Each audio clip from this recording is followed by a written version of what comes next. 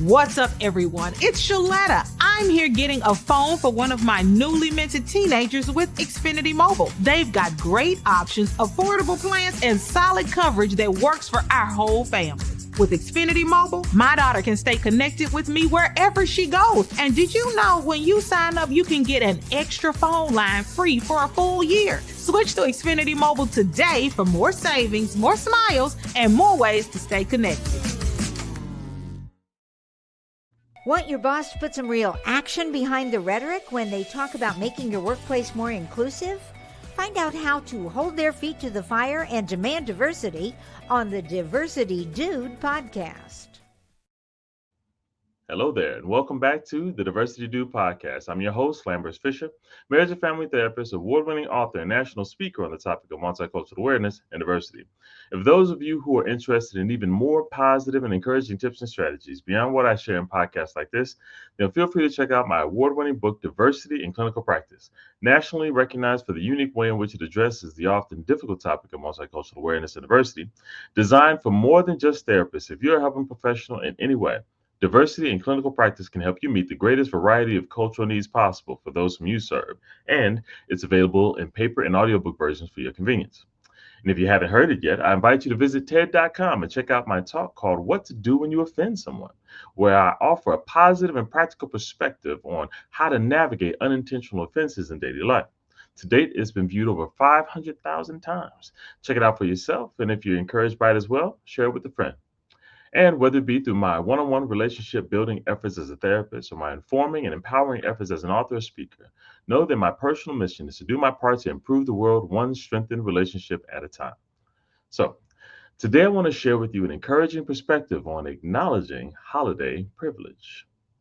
Now, for many of you, hearing the words holiday and privilege together serve to merge two conflicting experiences. The word holiday often evokes positive and joyful emotions based on past positive experiences, while privilege often evokes negative and uncomfortable emotions based on past negative experiences. And as I've done in some form or fashion in every Diversity Do podcast, I hope to demystify and destigmatize this combination of words in hopes of reducing unnecessarily tense interactions between people and improving cross-cultural relationships during this holiday season. One way to acknowledge that holiday privilege exists is to do our best to improve everyone's experience of the holidays, not just our own. How can we do this? Well, here are a few considerations to keep in mind. Consideration number one, acknowledge that holiday privilege exists.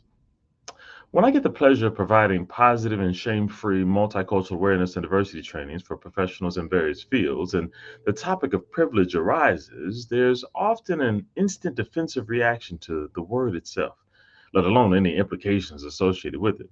And to be fair, I understand where they're coming from.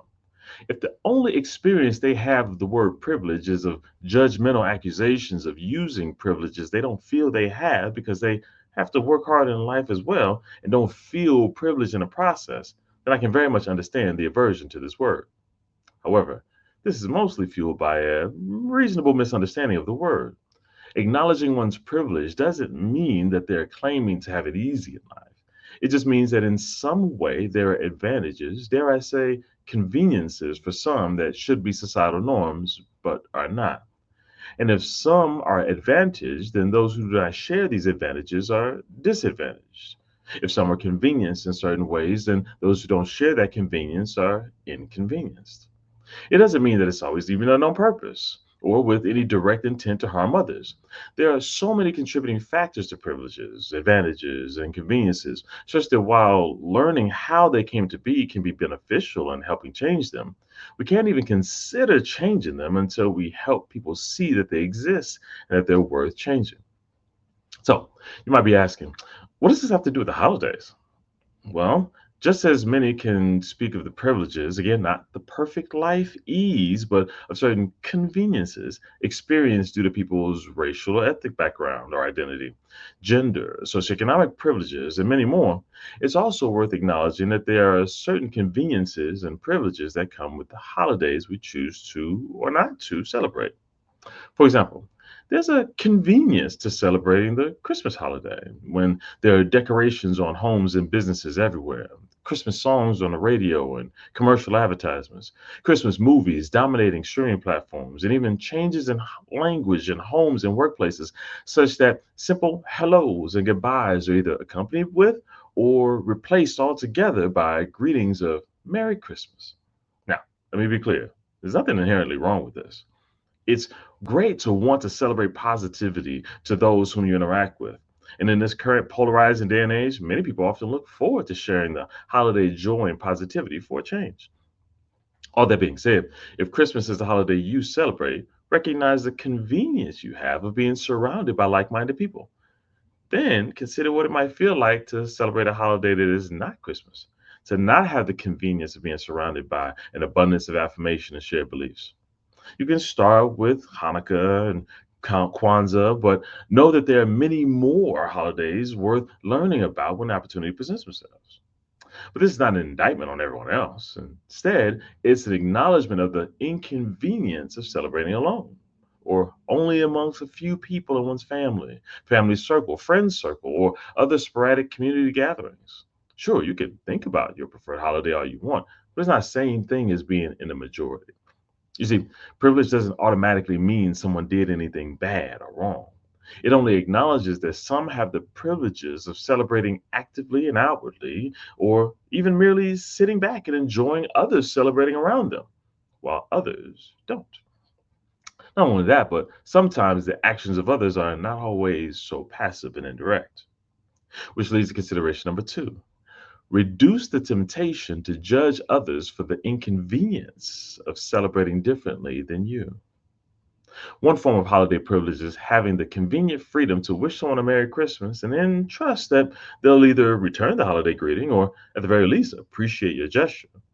However, those who don't celebrate this very popular holiday often feel the freedom to choose not to return the holiday greeting the same way. Sometimes this is done in respectful silence or in polite clarification that they simply don't celebrate Christmas.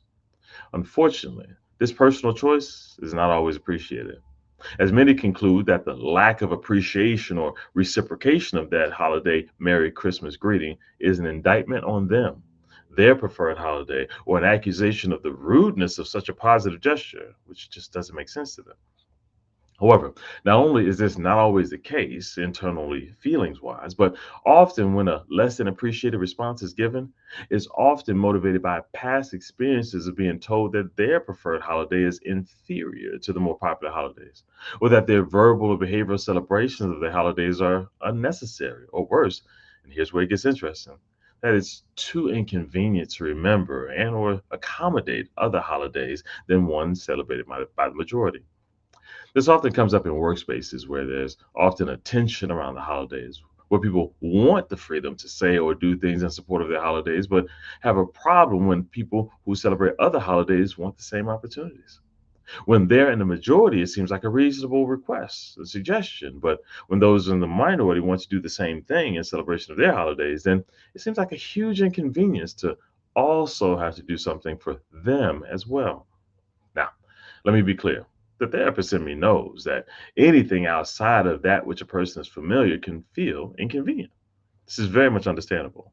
And when you have the privilege to be surrounded by like minded people, I encourage you to appreciate it, make the most of it, enjoy it. However, despite the inconvenience, it's also something to be encouraged that you make intentional efforts to empathize with everyone, including those who celebrate holidays like you, as well as those who celebrate differently. Imagine what you would feel like and what you would long for if you find yourself in a minority. Then treat people how you'd want to be treated. Which leads to consideration number three. Intentionally create safe space for everyone during the holidays. Acknowledging holiday privilege is not about owning judgment of others. You could very well have everyone's best interest at heart at all times. And the question still remains, what do you do to show that genuine desire in word and in action? Everyone wants to feel the privilege and convenience of the freedom to celebrate what's important to them.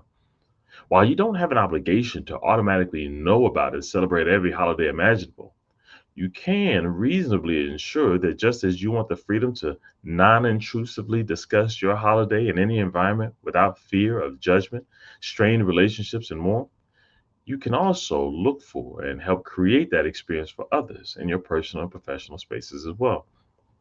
Maybe you ask the group what holidays people celebrate before you start making preparations for decorations or party planning. Maybe you ask if people have any food preferences when planning the general non themed holiday staff meeting.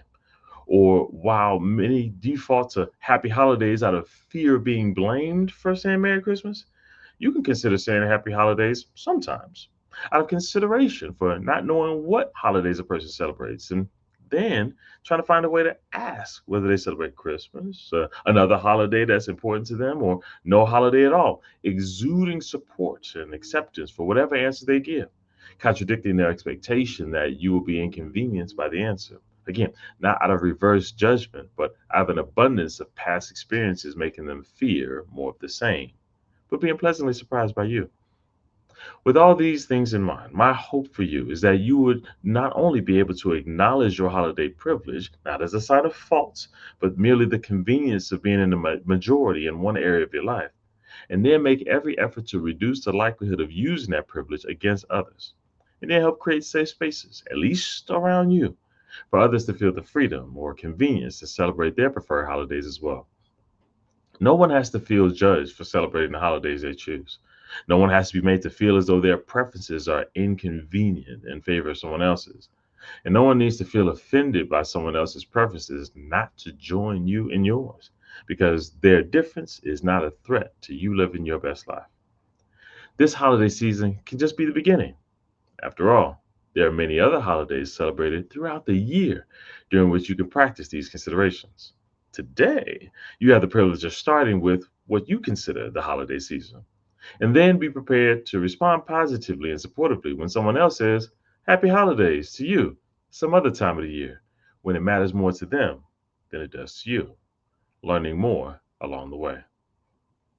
And with that, I'll say thanks again for listening to today's Diversity Do podcast. If you have any pressing diversity related questions that you'd like me to address on an upcoming podcast, or if your organization is in need of a shame free and empowering guest speaker or training on this often sensitive topic, then feel free to reach out to me directly at www.diversitymadesimple.com. And if you know anyone else who can benefit from a positive and encouraging perspective on this often difficult topic of diversity, feel free to send them a link to this podcast so they can be encouraged as well, or share with them my award-winning book, Diversity in Clinical Practice, available at Amazon.com. And don't forget to visit TED.com and check out my talk called What to Do When You Offend Someone. I hope it inspires you and that you share it with someone else so that they can be inspired as well. And as usual, I look forward to addressing as many topics as possible in future podcasts to help you improve as many relationships as possible at work, at home, and in your community. And as always, remember this: you don't need to know everything about everyone in order to have a positive impact on someone. Thank you all for tuning in, and have a great day. Tune in each week and find out how to demand and implement diversity at your job. To hear more, check out previous Diversity Dude shows on ShalettaMakesMeLaugh.com. You know Shaletta makes you laugh, but did you know Shaletta Brundage can also make you think and boost your business? Media personality, activist, and comedian Shaletta Brundage founded Shaletta Makes Me Laugh to celebrate and share the best of Black culture. It's a podcasting platform. You can download 10 weekly podcasts hosted by African American subject experts at ShalettaMakesMeLaugh.com or wherever you find your favorite podcasts. ShalettaMakesMeLaugh.com is also a production house, creating broadcast quality commercial content. And Shaletta and her team of storytellers create powerful promotional campaigns to get businesses the brand awareness they're looking for. Some of Minnesota's top businesses trust Shaletta, and you can too. Get out the word about your events and products and get in front of communities of color with ShalettaMakesMeLaugh.com. She's got the power to help your business.